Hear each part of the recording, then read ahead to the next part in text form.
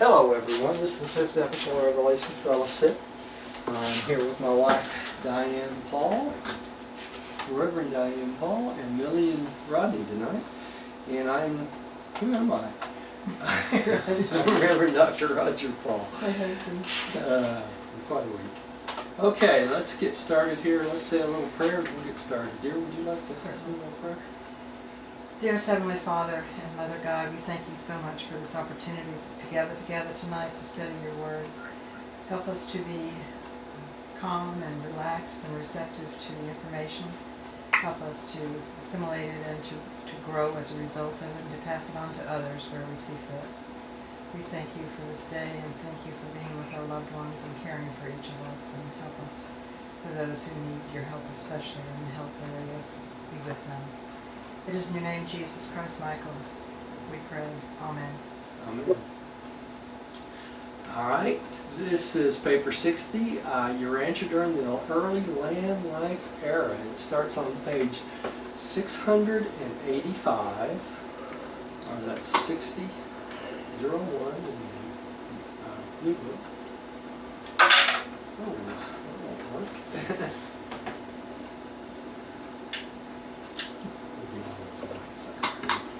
There we go. Yeah. Okay, Millie, would you start out for us tonight, please? Yes, I will. Have I got my microphone? Yes, I've got my microphone. The era of exclusive marine life has ended. Land elevation,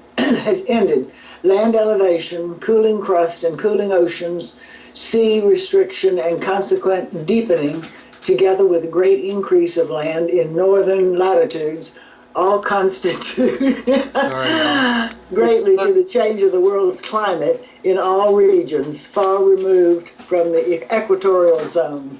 I was reading off your screen, Roger, when you walked in front of me.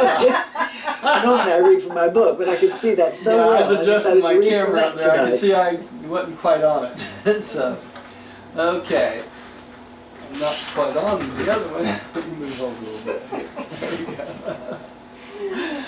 All right, so this is during the early land era, and the land started elevating and everything cooling off. You know, this happens with all planets that go through a normal evolution, I guess.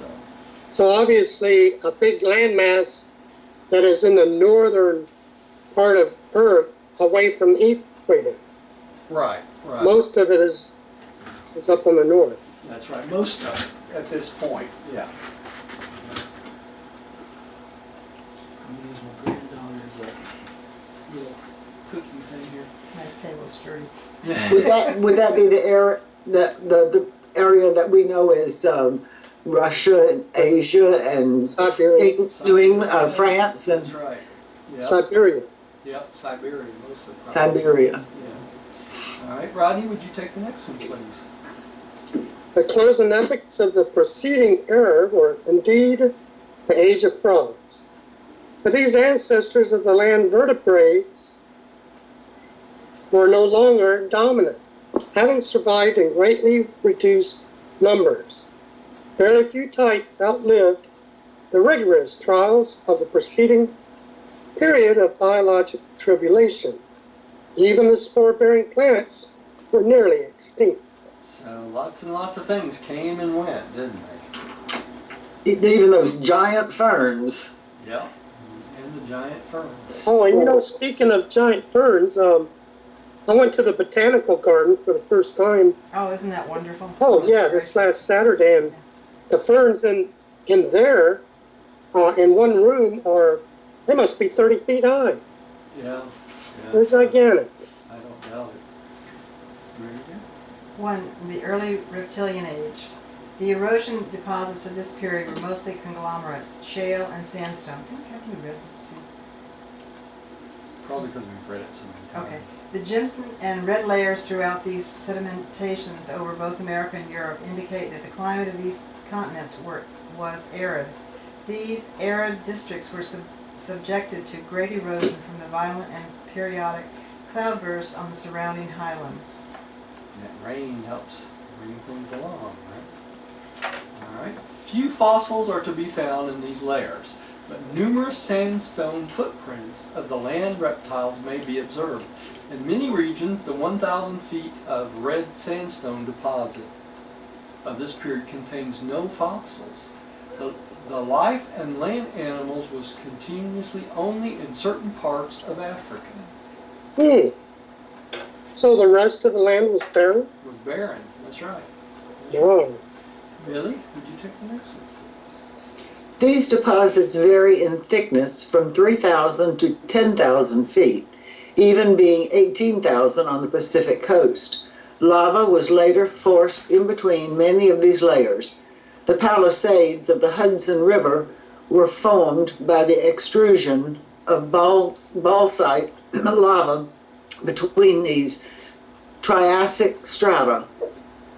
Volcanic action was extensive in different parts of the world. Rodney. Over Europe, especially Germany and Russia, may be found deposits of this period. In England, the new red sandstone belongs to this epoch.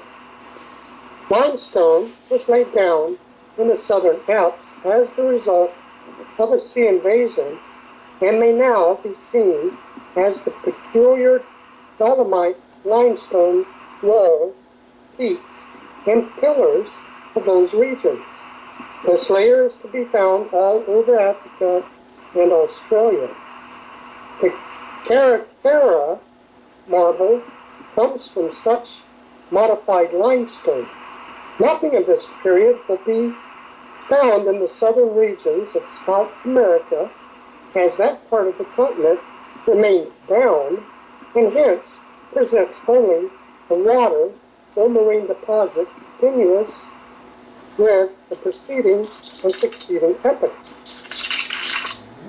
I lost my computer again. At least we can see it on the wall. Yeah, it looks great. Okay. Very clear. That's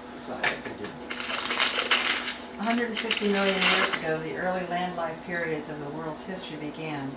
Life in general did not fare well, but did better than at the strenuous and hostile close of the marine life era.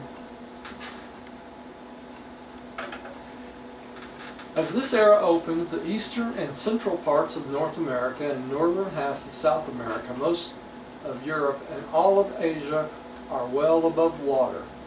North America, for the first time, is geographically isolated, but not for long, as the Bering Strait land bridge soon again emerges, connecting the continent with Asia.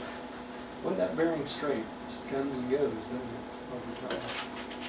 It's been there a long time. It has. Millie? Great troughs developed in North America, paralleling the Atlantic and Pacific coast. The Great Eastern Connecticut Fault appeared, one side eventually sinking 2 miles. Many of these North American troughs were later filled with erosion deposits, as also were many of the basins of the fresh and saltwater lakes of the mountain regions. Later on, these filled land depressions were greatly elevated by lava flows, which occurred underground. The petrified forest of many regions belongs to this epoch. And their petrified forest over in the west. Yeah. And if I ever see them, next to the petrified forest. Arizona, California. Yeah. Things like that. The Pacific coast, usually above water during the continental submergencies, went down, accepting the southern part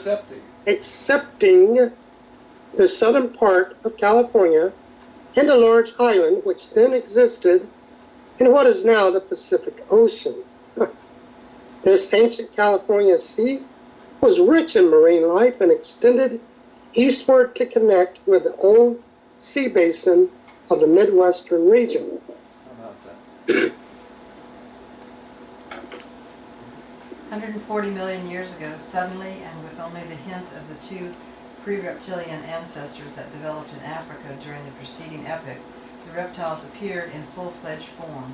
They developed rapidly, soon yielding crocodiles, scaled reptiles, and eventually both sea serpents and flying reptiles. Their transition ancestors speedily disappeared. We're going to find out what they turned into here in a minute. These rapidly evolving reptilian dinosaurs, this is where the dinosaurs came in, right? Soon became the monarchs of this age. They were egg layers and are distinguished from all animals by their small brains, having brains weighing less than 1 pound to control bodies larger weighing as much as later weighing as much as 40 tons. Little bitty brain, great big body. Sounds like some of the people I've met. Oh, please be careful. Yes. But earlier reptiles were smaller. Carnivorous. Carnivorous. There we go. And walked kangaroo-like on their hind legs. They had hollow avian bones and subsequently developed only 3 toes on their hind feet. And many of their fossils' footprints have been mistaken for those of giant birds. Later on, the Herbivorous. I'm having all sorts of fun tonight. Dinosaurs evolved. In other words, they greenery. All right. They walked on all fours, and one branch of this group developed a protective armor. All right. And this is in the Triassic period. It's interesting. They had hollow bones like birds. Yeah. It says the early mammals were small and weak compared to the early dinosaurs. To survive, mammals became nocturnal and took to the trees. As they adopted to this life, they developed large stereoscopic eyes, sensitive ears, grasping paws, and feelers, which have become the first hair. Relatively large brains were required to handle these new and improved faculties. Roger, I have a comment, actually. Yeah. We're reading this, I think it's saying that the dinosaurs are coming from the reptiles. Right.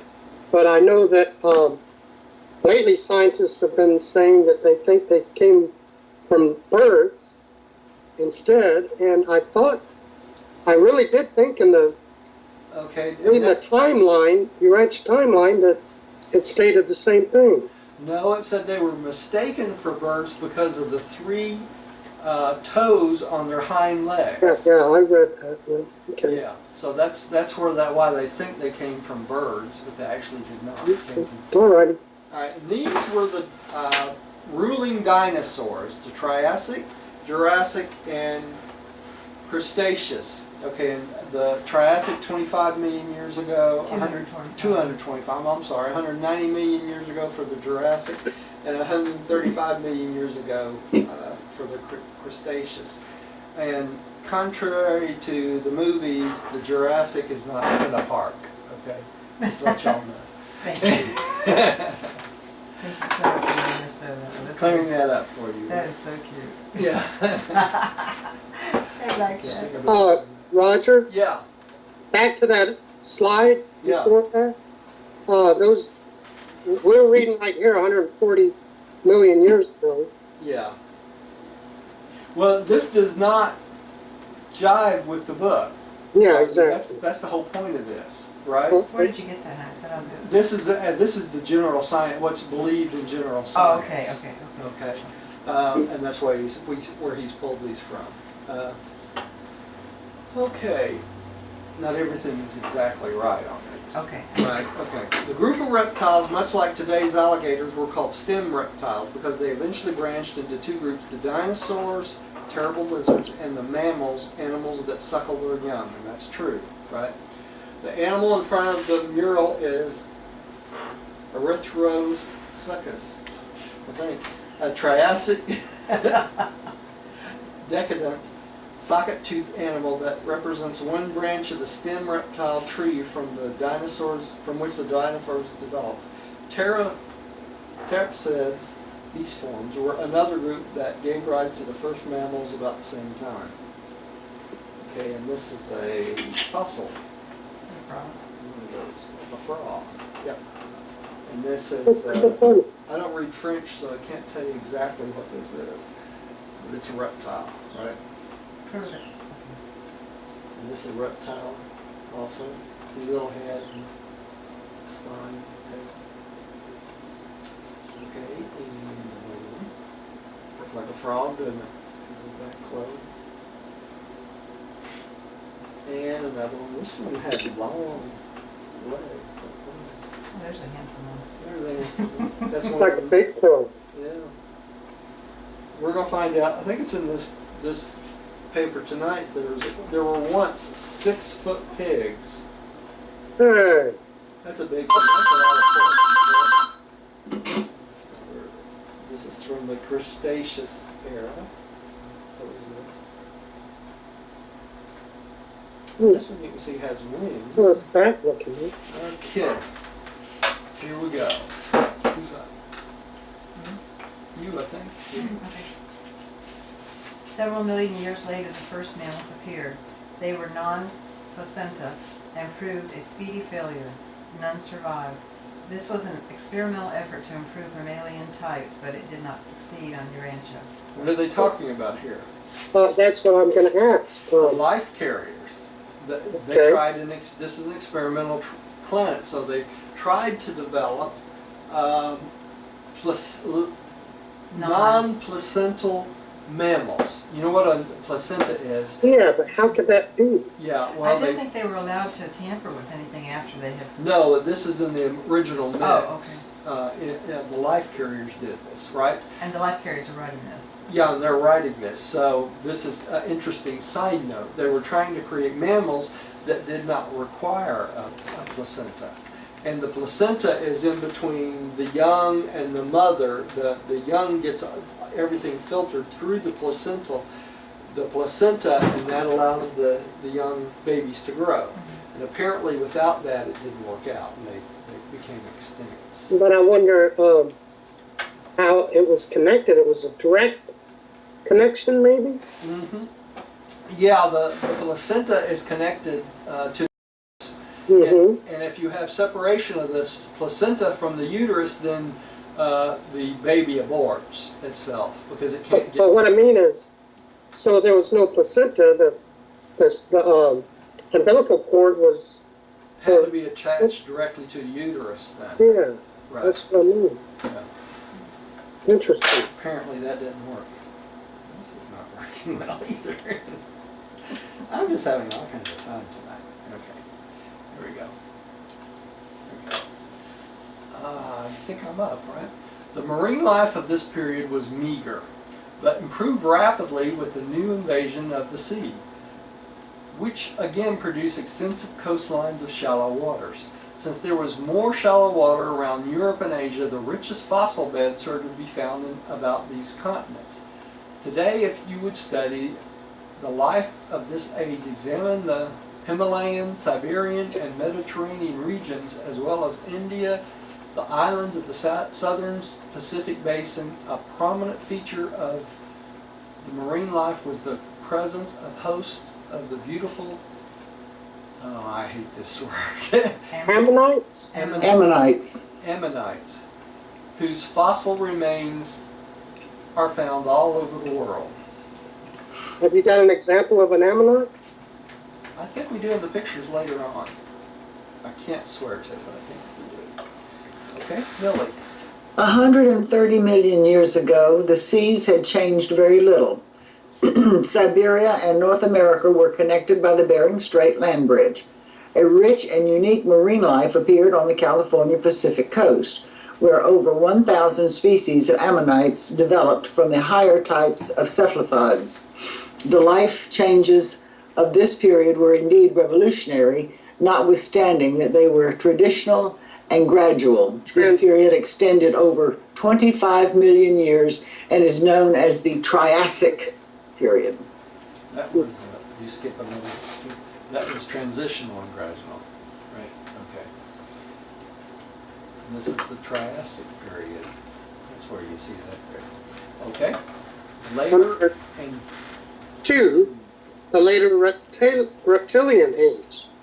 120 million years ago, a new phase of the Reptilian Age began. The great event of this period was the evolution and decline of the dinosaurs.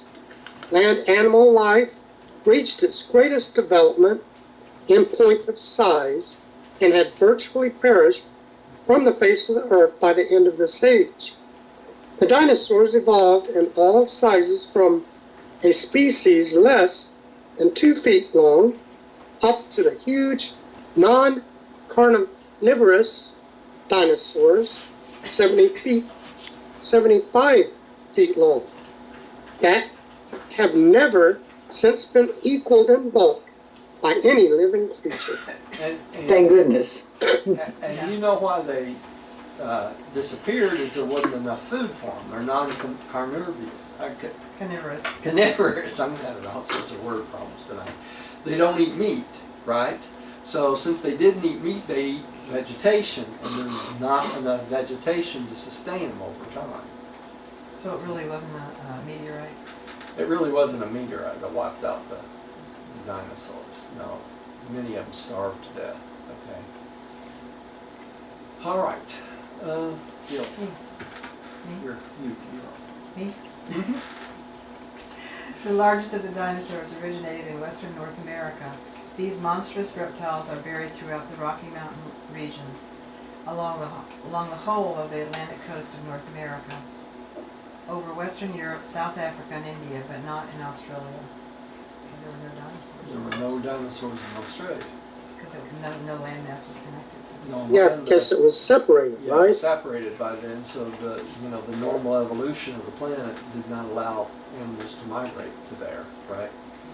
These massive creatures became less active and strong as they grew larger and larger, but they required such an enormous amount of food, and land was so overrun by them that they literally starved to death and became extinct. They lacked the intelligence to cope with this situation. This So- is a small brain. Yeah, small brain. So this is what killed the dinosaurs. Small brain. Small brain, right? They couldn't survive because they, Well, the big guys, anyhow. right? They starved to death. They literally starved to death because they kept reproducing. There's too many of them, and they tried to eat up all the food, and when the food ran out, they died. Basically, It's a potential problem for us too. that's a potential problem for us too. That's true. That's true. Hopefully, we have bigger brains though, so that we can figure out how to fix it. You know. Well, I make more refined. It depends food. on who we get as politicians, I I guess. guess so. By this time, most of the eastern part of North America, which has long been elevated, had been leveled down and washed into the Atlantic Ocean, so that the coast extended several hundred miles further out than now.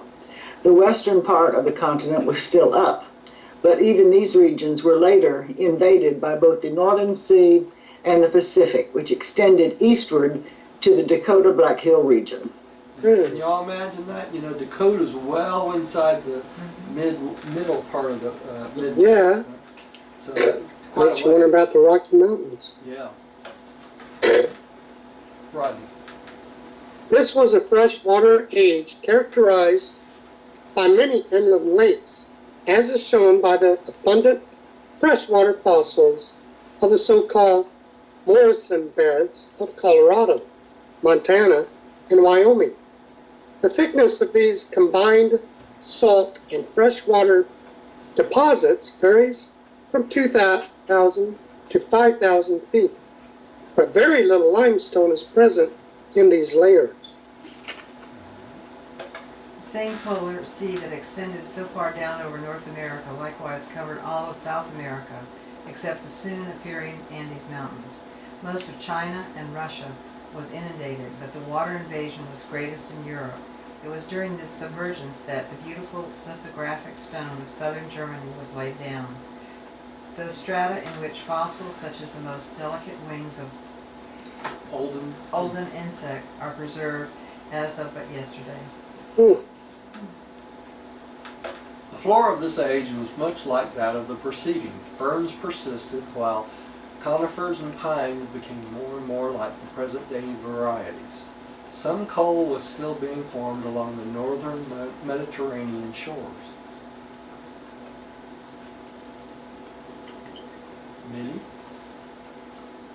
The return of the seas improved the weather. coral spread to eastern waters, testifying that the climate was still mild. European waters. European waters. We have a problem? Yeah, you said eastern waters, it's European waters. Okay. Coral spread to European waters, testifying that the climate was still mild and even, but they never again appeared in the slowly cooling polar seas. The marine life of these times improved and developed greatly, especially in European waters. Both corals and crinoids temporarily appeared in larger numbers than heretofore, but the Ammonites dominated the invertebrate life of the ocean, their average size ranging from 3 to 4 inches, though one species attained a diameter of 8 feet. Oh! Sponges were everywhere, and both cuttlefish and oysters continued to evolve. Now, y'all think about this. These are life carriers. You reckon they had access to go down into the water? They must have, or they had the vision to see. They must have. You know, it's kind of interesting. And so we still don't. What is an ammonite? Well, I believe we got a picture of one. coming up Okay, here. just curious. I'm pretty sure that I got one. A sea creature. Urchin.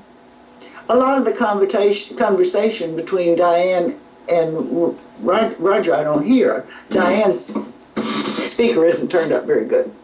Oh, well, Diane don't have a speaker. She's facing me instead of facing y'all. That's why you can't hear That's her. why I would like my own microphone, Millie. Yeah. Thank you for saying that. And Roger, you're out of focus, by the way. Am I? Yeah, you are a little fuzzy. A little fuzzy. Let me walk up and do the magic hand trick. Through the hand. When Diane makes a comment, Roger, you repeat her comment so we know what she's saying. Okay. Oh, and they were very witty, too. Yes. I'll just have her speak a little louder. Is that a little better? I'm trying to speak very A loud. little bit better. It sure was good before. Yeah, Anyway, I'm reading from the book. So. okay. 110 million years ago, the potentials of marine life were continuing to unfold. The sea urchin was one of the outstanding mutations of this epoch. Crabs, lobsters, and the modern types of crustaceans matured. Marked changes occurred in the fish family, a sturgeon type first appearing, but the ferocious sea serpents, descending from the land reptiles, still infested all the seas, and they threatened the destruction of the entire fish family. Yeah, you ever been bit by one of those? You know what I'm talking about. And I have been, I can tell you. All right. This looks like a pine cone as well. Yeah. I don't know, it's out of focus. I can't see. Pinus proprecia. Yeah, it's not in very good focus on the picture. All right. This continued to be preeminently the age of the dinosaurs. They so overran the land that 2 species had taken to the water for sustenance during the preceding period of sea encroachment. These sea serpents represent a backward step in evolution. While some new species are progressing, certain strains remain stationary and other gravitate backwards, reverting to a former state. And this is what happened when these 2 types of reptiles forsook the land. And this is a picture of the Jurassic period, where most of the dinosaurs lived. It says dinosaurs and mammals diversify. Birds, flowers, and butterflies appear on Earth. Massive long-necked dinosaurs like a... Can you read that, Darren? It's too quick. Apatosaurus. Okay. In the mural, flourished during the Jurassic. These vegetarians ate leaves from the treetops about 65 feet long. Weighing more than 30 tons, they were often the victim of smaller meat eaters. Ooh. Some dinosaurs, however, were no longer Larger than chickens. Okay, and this is a dragonfly. Ooh, about 150 million years ago. 150 million years ago. I see 2 little wings up at the top. Yeah, it's hard to see. What's the round thing? That's its head at the Yeah. top. And this is a dinosaur egg. And this is a fishy. This is dinosaur dinner. Scales from the fish similar to this were found identified in the stomach contents of one of the dinosaurs. Geez, you think about it, a 20-ton or 30-ton dinosaur would eat a lot of food. Yeah. And this is the pine cone again. Pinus Purple. Cretaceous. Yeah. And this is a... It's like another pine cone. Or is yeah. that a bird? Could No, be that's a a bird. fish. No, that's pine cone. You're right. And guess what this is? This is for you, Rodney. A fossil ammonite that's dating back about 100 million years. Ammonites were ocean dwellers and free propulsion swimmers. So that's what it looks like. So is it curled up or are they shaped that way? No, it's shaped that way, Rodney. Like a shell. Like a shell, yeah. But it's a vertebrae though? It's a vertebrate, yeah. Hmm. Okay. This is a tongue-shaped plant called Nelsonia grossa. Not too grossa. All right. Am I up again? I think I am. As time passed, the sea serpents grew to such size that they became sluggish and eventually perished because they did not have large brains enough to afford protection for their immense bodies. Their brains weighed less than 2 ounces, notwithstanding the fact that these huge, and you got me what that is, Ichthyosaurus. Anthyosaurus, sometimes grew to be 50 feet long. The majority being over 35 feet in length. The marine crocodilians were also a reversion from the land type of reptile. But unlike the sea serpents, these animals always return to the land to lay their eggs, just like the turtles do. So turtles do that today, yeah. That's right. All right, Billy, would you take the next one? Soon after, 2 species of dinosaurs migrated to the water in the futile attempts to self-preservation. 2 other types were driven to the air by the bitter competition of life on land. But these flying, Pterosaurs were not the ancestors of true birds of subsequent ages. I mispronounced that word. They evolved from the hollow-boned leaping dinosaurs, and their wings were like bat-like formation with a spread of 20 to 25 feet. These ancient flying reptiles grew to be 10 feet long, and they had separable jaws much like those of modern snakes. For a time, these flying reptiles appeared to be a success, but they failed to evolve along lines which would enable them to survive as air navigators. They represent the non-surviving strain of bird ancestry. They tried lots of different things that didn't make it, didn't they? That's right. And this is kind of a picture of what they think they look like. Right? It says Telosaurus and Pteranodon in the Cretaceous period. Overhead is same thing. One of these pterodactyls wing fingers that lived during the Cretaceous period. This 40-pound toothless flyer had a 20-foot wingspan. Each wing was skin stretched from an elongated 4th finger to its thigh.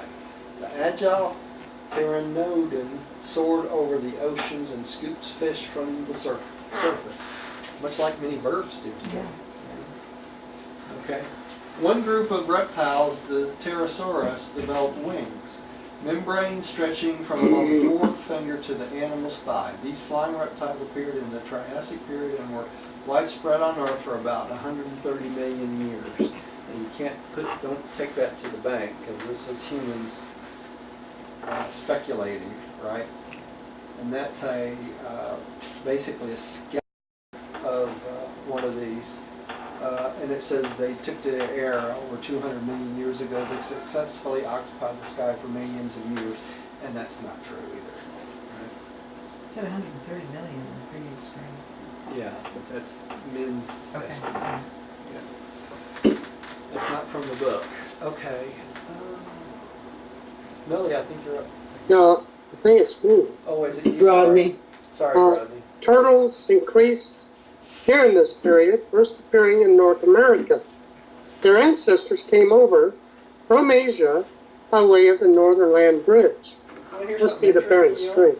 Over at, last time I went walking at Mulberry Park, we counted like 40 turtles in one little area.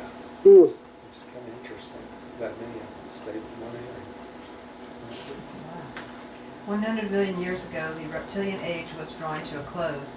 The dinosaurs, for all their enormous mass, were all but brainless animals, lacking the intelligence to provide sufficient food to nourish such enormous bodies. And so did these sluggish land reptiles perish in ever-increasing numbers. Henceforth, evolution will follow the growth of brains, not physical bulk, and the development of brains will characterize each succeeding epoch of animal evolution and planetary progress. It's all about the brains, isn't it? This period embracing the height of the beginning decline of the reptiles, extending nearly 25 million years, and is known as the Jurassic. All right, Millie?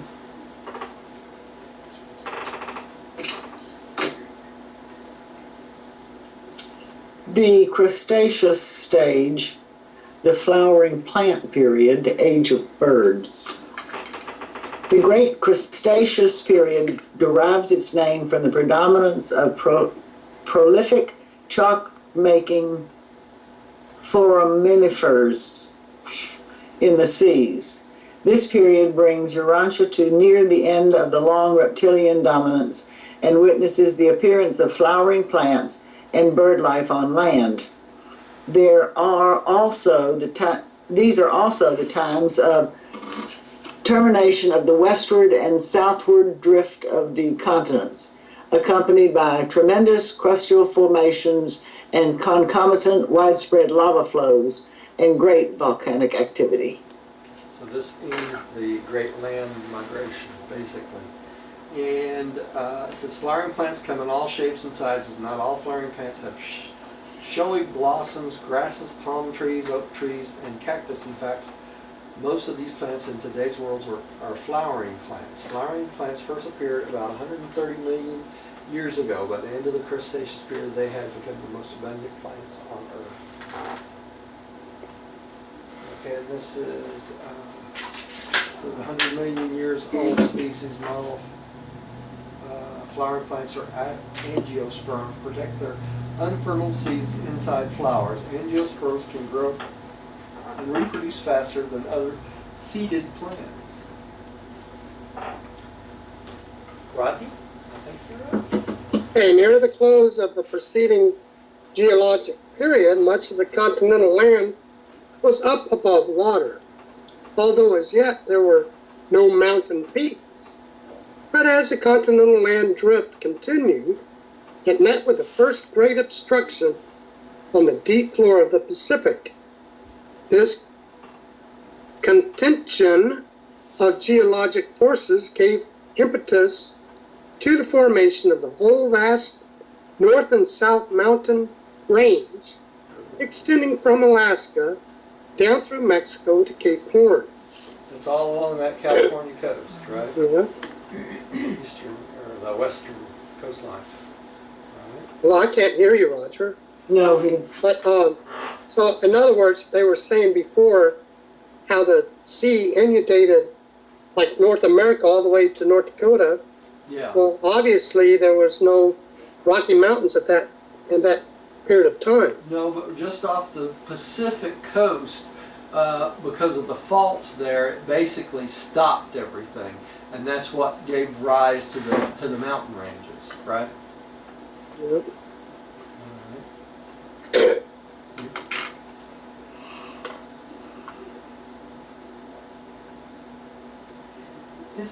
This period thus becomes the modern mountain building stage of geologic history. Prior to this time, there were few mountain peaks, merely elevated land ridges of great width. Now the Pacific Coast Range was beginning to elevate, but it was located 700 miles west of the present shoreline. Hmm. Wow. The Sierras were beginning to form, their gold-bearing quartz strata being the product of lava flows of this epoch. In the eastern part of North America, Atlantic sea pressure was also working to cause land elevation.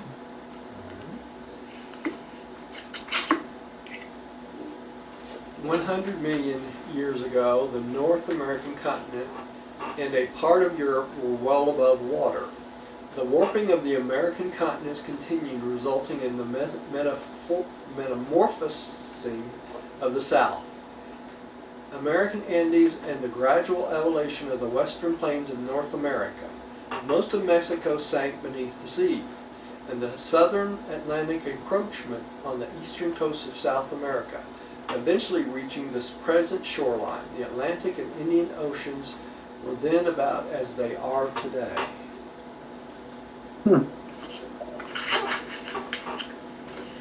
95 million years ago, the American and European landmasses began to sink. The southern seas commenced the invasion of North America and gradually extended northward to connect with the Arctic Ocean, constituting the second greatest submergence of the continent. When this sea finally withdrew, it left the continent about as it is now. Before this great submergence began, the eastern Appalachian highlands had been almost completely worn down to water level. The many colored layers of pure clay now used for the manufacture of earthenware were laid down over the Atlantic coast region during this age, their average thickness being about 2,000 feet.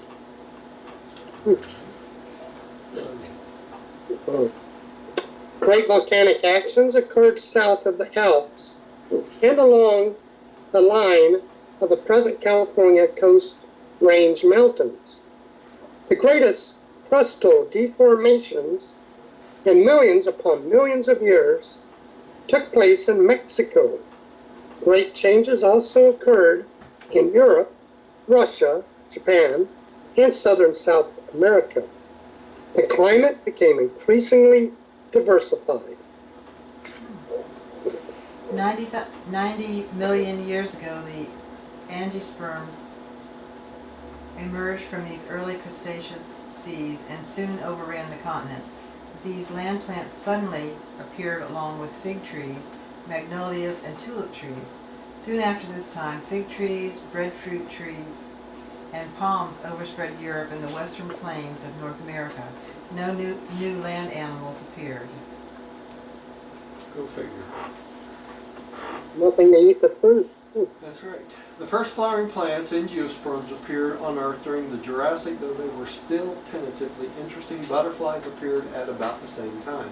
They probably depended upon each other in the Jurassic much as they do today. The climate of the Jurassic regions where dinosaurs flourished were more temperate than that of the hotter, wetter Jurassic, when the continent land had begun to move apart from the supercontinent Pangaea. And this, I think we've seen that.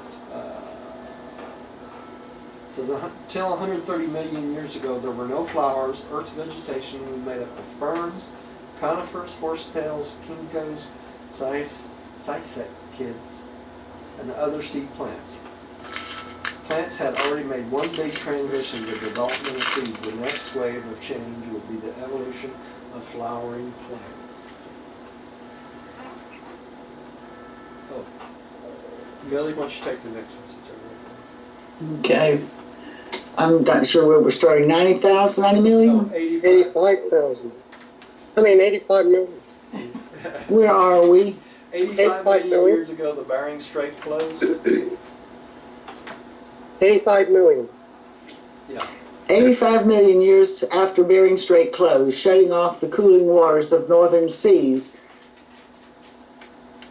85 million years ago, Bering Strait closed, shutting off the cooling waters of the northern seas. Therefore, the marine life in the Atlantic Gulf waters and that of the Pacific Ocean have differed greatly owing to the temperature variations of these two bodies of water, which now became uniform. Okay. And what's that temperature? I mean, what's the difference? The Pacific is much cooler, right? Much colder. right, than the Atlantic, because the Atlantic has the warm stream of the Gulf Stream, right? All right. Rodney. Deposits of chalk and green sand, marl, give name to this period. The sedimentations of these times are variegated, consisting of chalk, shell, sandstone, and small amounts of limestone, together with inferior coal or lignite, and in many regions they contain oil. These layers vary in thickness from 200 feet in some places to 10,000 feet in western North America and numerous European localities. Along the eastern borders of the Rocky Mountains, these deposits may be observed in the up-tilted foothills.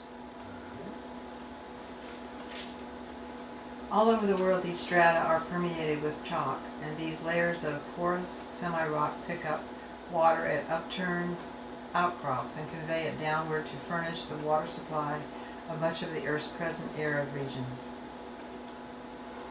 80 million years ago, great disturbances occurred in the Earth's crust. The western advance of the continental drift was coming to a standstill. The enormous energy of the sluggish momentum of the Hilter continent mass crumpled the Pacific shoreline of both North and South America and initiated profound repercussional changes along the Pacific shore of Asia. These circum-Pacific land elevations, which accumulated in present-day mountain ranges, is more than 25,000 miles long, and the upheavals attendant upon its birth were the greatest surface distortions to take place since life appeared on Urantia. The lava flows both above and below ground were extensive and widespread. Really?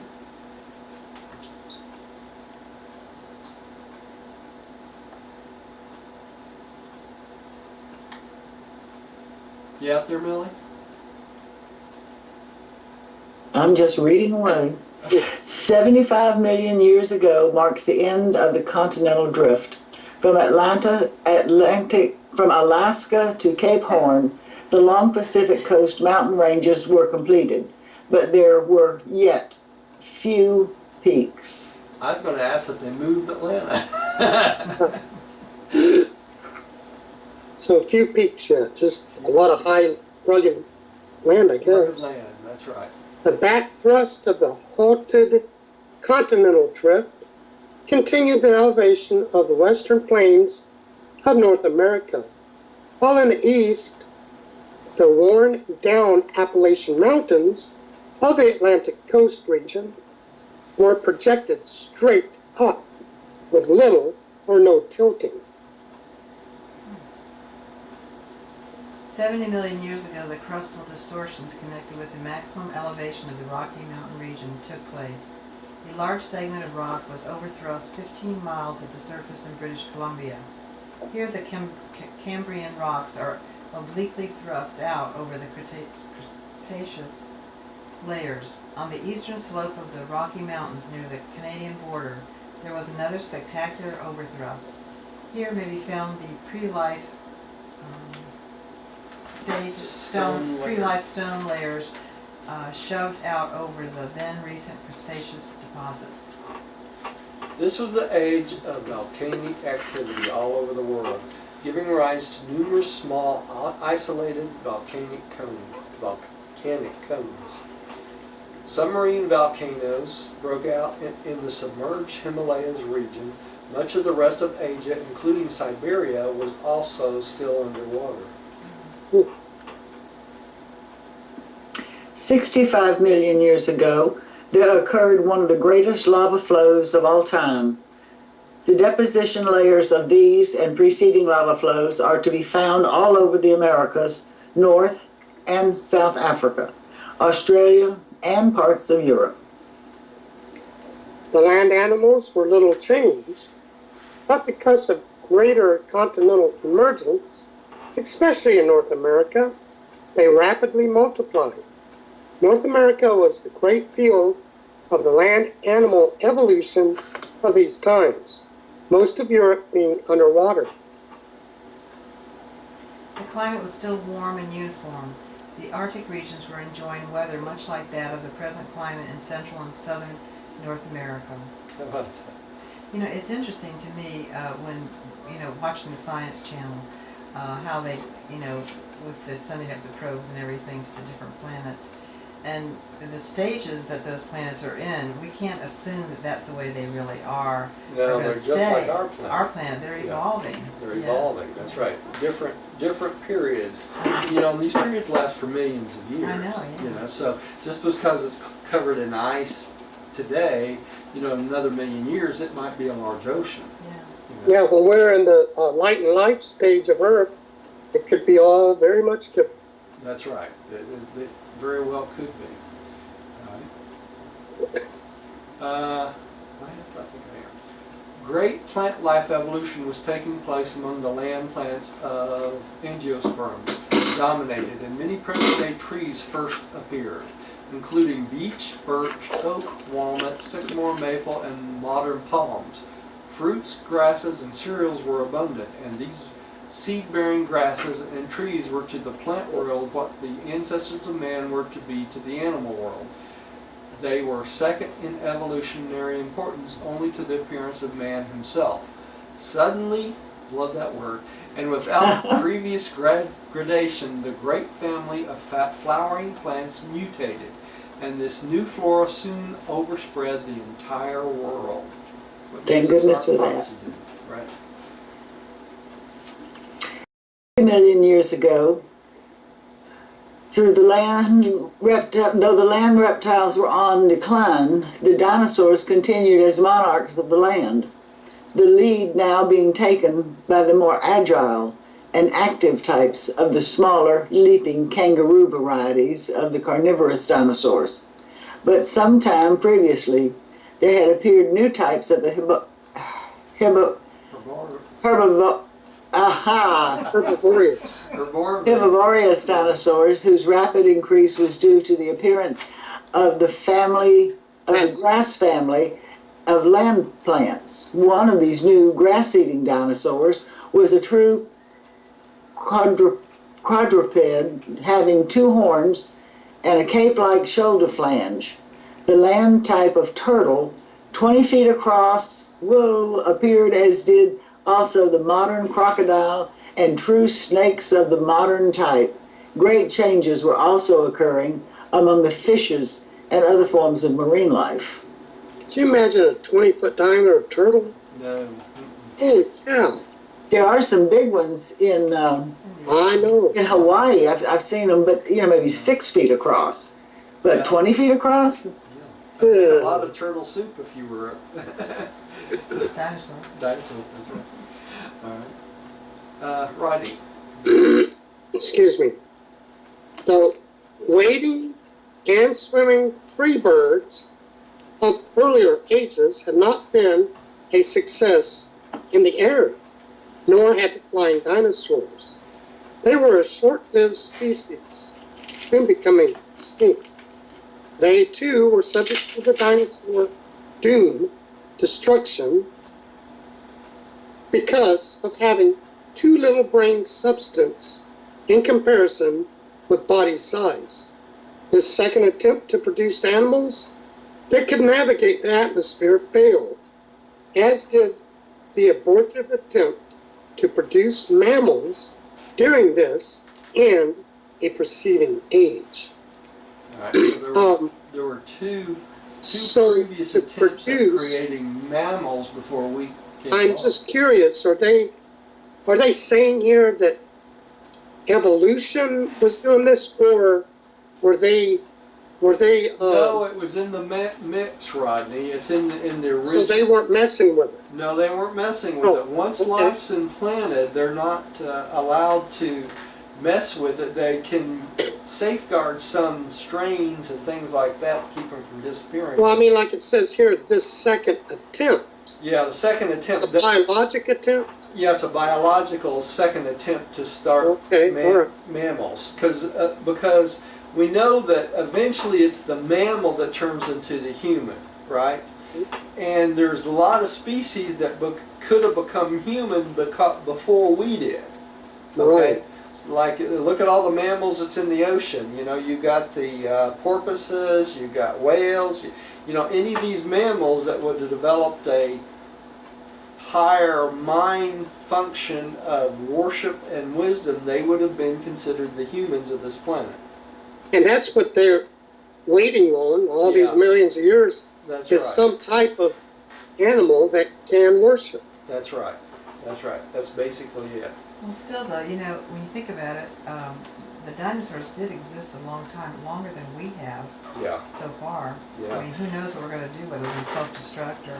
The interesting thing is, they mention in the book and another place that once a type of creature develops into what's considered human behavior, or worship and wisdom, then no other creature is allowed to do that. They can't... On that planet. No, on that planet, they can't evolve into a creature that can know and love God. Only one creature per Is permitted. planet is permitted. Right. Okay, interesting. Yeah. So it's a race between them? It's a race between the mammals to see which one develops enough brain function to become self-aware. Okay, and become able to love and worship God, right? So even though you go out and you see these porpoises that are really smart in the ocean, or a horse that's really smart, they're not worshiping creatures, right? They never developed to that point, they never will. They never got the last two spirits. They never got the last two adjunct mind spirits. Yeah, Right, 6 and 7. right. And that's what makes us human. You know, that's what, we're basically animals. The only thing that makes us human is the worship and wisdom. Right? Okay. You're up here.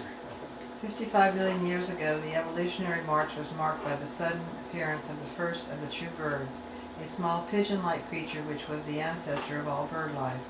This was the third type of flying creature to appear on Earth, and it sprang directly from the reptilian group, not from the contemporary flying dinosaurs, nor from the earlier types of toothed land birds. And so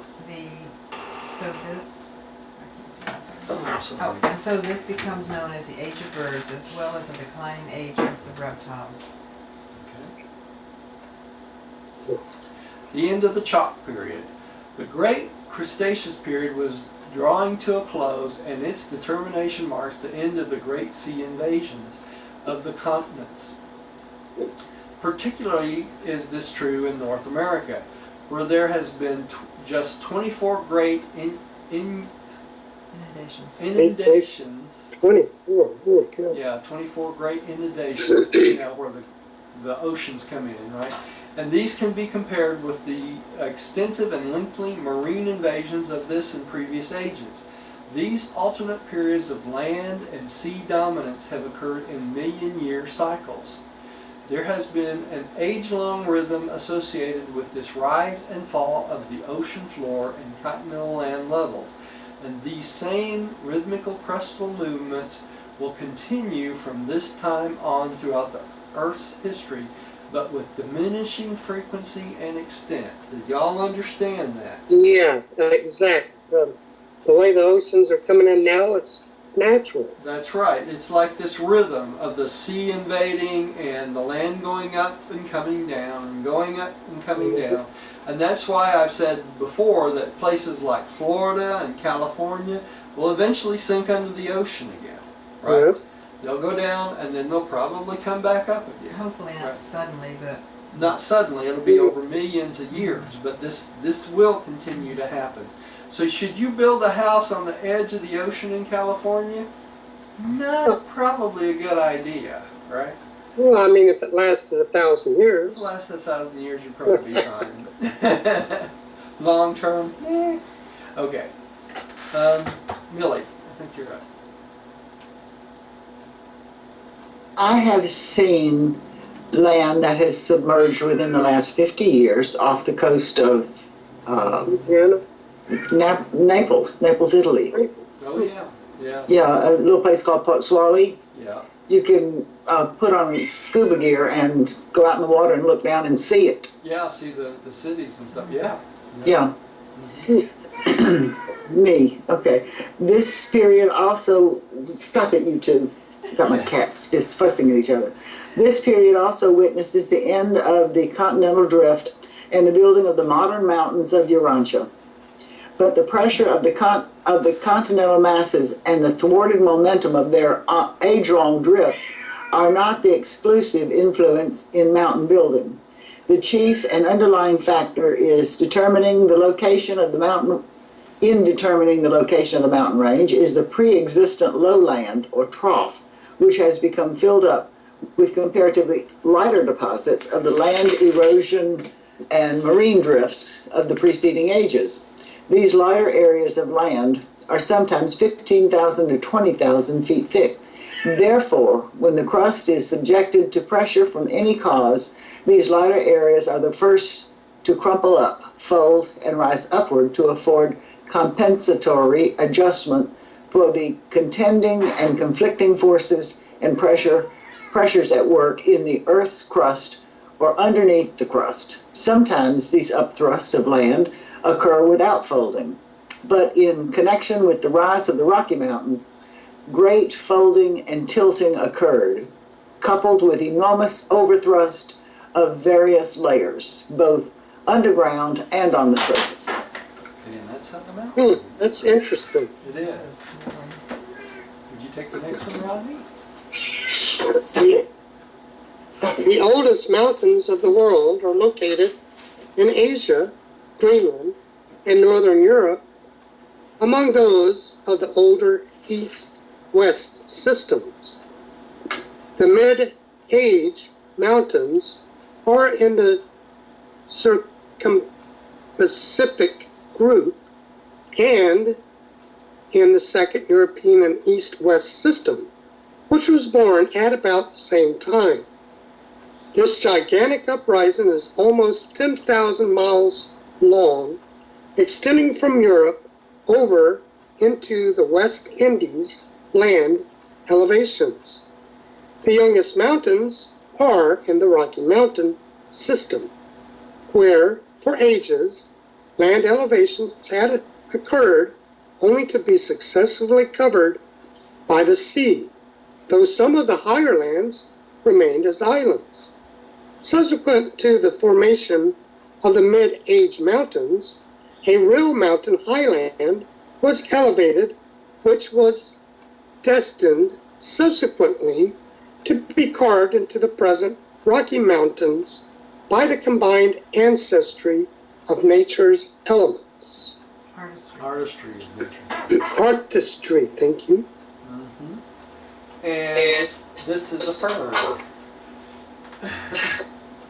Which I like to see some ferns. And I think that's that pine cone. Just a little ways back, they said that our continent was mostly the way it is now. That's true. Present day mountain range. Yeah. Mm-hmm. But a whole lot more went on. This is a leaf from the Cretaceous period, 89 to 65 million years ago. Coming out of it. And we know what this is, don't we, Rodney? That's Ammonite. That's right. And another one. Hmm. Some different varieties of these. All right.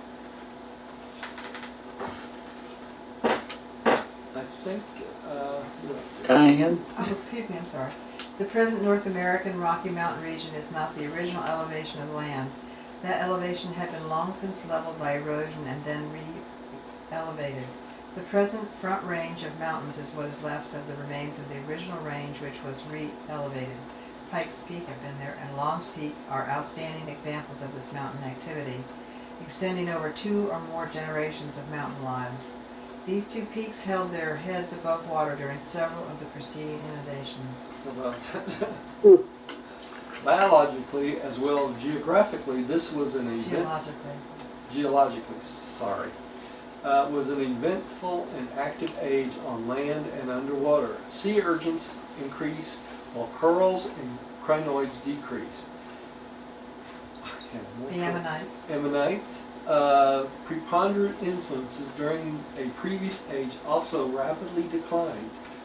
On land and the fern forests were largely replaced by pine and other modern trees, including the gigantic redwoods.